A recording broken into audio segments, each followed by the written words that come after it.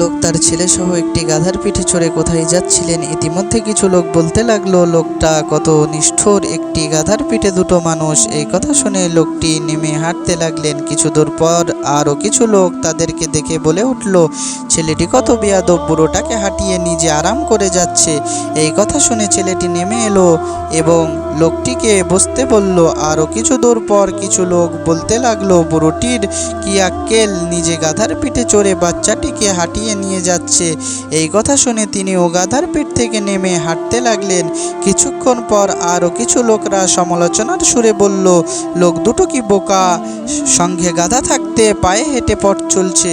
এবার লোকটি তার ছেলেকে বলল, দেখলে বাবা, তুমি চাপলেও দোষ, আমি চাপলেও দোষ, দুইজন চললেই দোষ, কেউ না চাপলেও দোষ। সুতরাং দুনিয়ার কাজে তুমি কারো সমালোচনার কর্ণপাত করো না, কারণ লোকের খোঁটা থেকে বাঁচা কঠিন, নিজের বিবেকেই কাজ করে যাওয়া উচিত।